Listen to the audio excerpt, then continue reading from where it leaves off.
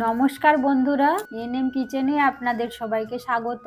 প্রতিদিনের মতো আবারও আজকে একটা নতুন রেসিপি নিয়ে আপনাদের সামনে এসেছি। আজকে বানাবো নরম তুলতুলে পাটিসাপটা। পাটিসাপটাটা দু কালারের বানাবো। পুরো ভিডিওটা দেখতে থাকুন, আশা করছি সবারই ভালো লাগবে। পাটিসাপটা বানানোর জন্য দু রকমের চাল ভিজিয়ে রেখেছিলাম, 2 ঘন্টা ভিজিয়ে রেখেছিলাম। এটা সেদ্ধ চাল আর এটা আতপ চাল। চালগুলো এখন একসাথে বেটে নেব।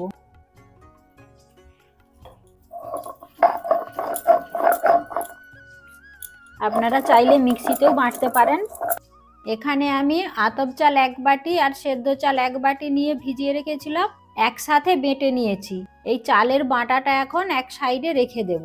পাটিসাপটার পুরটা বানিয়ে নেব। পুর বানানোর জন্য কাজু নিয়েছি আর আমন্ড নিয়েছি। আমন্ডটা ভিজিয়ে রেখেছিলাম, খোসাগুলো ছাড়িয়ে নিয়েছি। দুটো একসাথে বেটে নেব।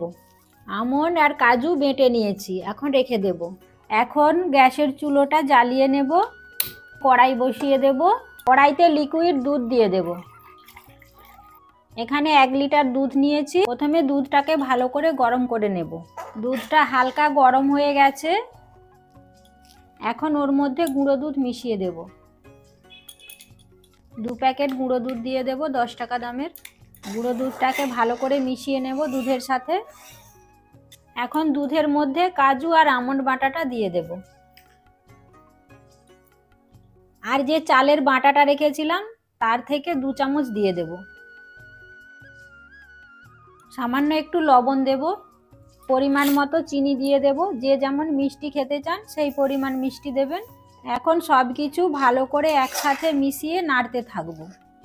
অনবরত নেড়ে যেতে হবে, নাড়া বন্ধ করলে চলবে না।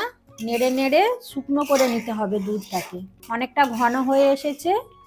এই অবস্থাতে এলাচের গুঁড়ো দিয়ে দেব। ভালো গন্ধ আসার জন্য একটু এলাচ গুঁড়ো দিলাম। আবারও নেড়ে যেতে হবে।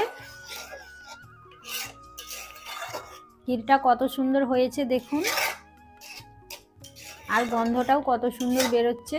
দেখুন ক্ষীরটা কতটা ঘন হয়ে গেছে। আর বেশি ঘন করব না, এই অবস্থাতেই নামিয়ে নেব। ঠান্ডা হলে আরো ঘন হয়ে যাবে।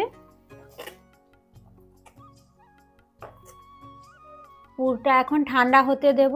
এখানে আমি একটা বিট নিয়েছি। বিটটাকে ধুয়ে নিয়েছি ভালো করে, পরিষ্কার করে। এখন কেটে নেব।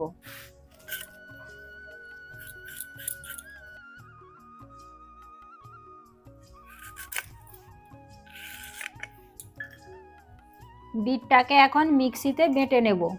সামান্য একটু জল দিয়ে দেব। বিটটাকে মিক্সিতে বেটে নিয়েছি। এখন বিটের রসটা ছেঁকে নেব।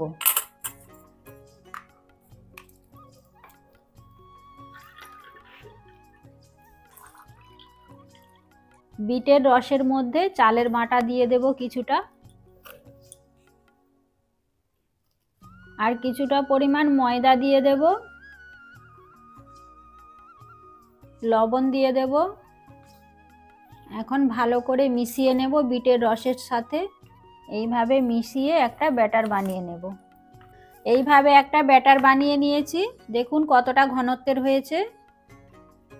এখন এই ব্যাটারটা রেখে দেব। আরেকটা ব্যাটার বানিয়ে নেব। এই যে চাল বাটাটা রয়েছে ওর মধ্যে 2 চামচ মতো ময়দা দিয়ে দেব। পরিমাণ মতো লবণ দিয়ে দেব। এখন সব ভালো করে মিশিয়ে নেব। অল্প অল্প করে জল দেব, দিয়ে একটা মিডিয়াম ঘনত্বের ব্যাটার বানিয়ে নেব। জলটা অল্প অল্প দেব, লাগলে আবার দেব। ব্যাটারটা আমার বানানো হয়ে গেছে। একই ঘনত্বেরই দুটো ব্যাটার বানিয়েছি। এই যে একটা সাদা ব্যাটার আর একটা গোলাপি ব্যাটার। এখানে একটা জলের বোতল নিয়েছি। বোতলের চিপিটাকে ফুটো করে নিয়েছি। বোতলের মধ্যে এই গোলাপি ব্যাটারটা দিয়ে দেব।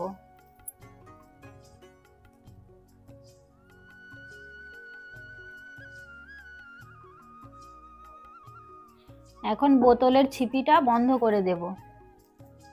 আবারও চুলাটা জ্বালিয়ে নেব। চুলোটা জ্বালিয়ে নিয়েছি। ওর মধ্যে তাওয়া বসিয়ে দেব। তাওয়াটা গরম হয়ে গেছে। ওর মধ্যে সাদা তেল ব্রাশ করে নেব। অল্প করে তেল দেব, বেশি দেব না।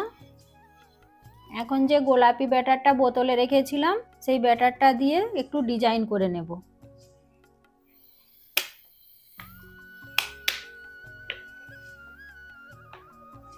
এটা একটু হালকা শুকনো হলে ওর উপরে সাদা ব্যাটারটা দিয়ে দেব। হালকা শুকনো হয়ে গেছে, ওর মধ্যে সাদা ব্যাটারটা দিয়ে দেব। ব্যাটারটা দিয়ে এইভাবে ঘুরিয়ে নেব। পুরো গোলাপি ব্যাটারটা ঢেকে দেব সাদা ব্যাটার দিয়ে।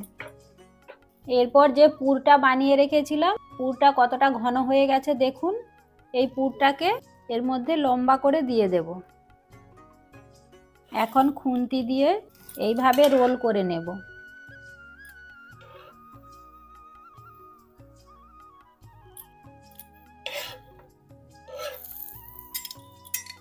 কত সুন্দর উঠে গেছে দেখুন তাওয়া থেকে, একটুও তাওয়ার গায়ে লেগে নেই। আতপ চাল দিয়েছিলাম সেজন্য ভালোভাবে উঠে গেছে। কত সুন্দর লাগছে দেখুন দেখতে, আর কত নরম তুলতুলে হয়েছে। একটা পাটিসাপটা আমার রেডি হয়ে গেছে, এখন তুলে নেব। এইভাবে সবগুলো বানিয়ে নেব। কত সুন্দর হয়েছে দেখুন ক্ষীরের পাটিসাপটা, দু কালারের। কত সুন্দর হয়েছে দেখুন বন্ধুরা।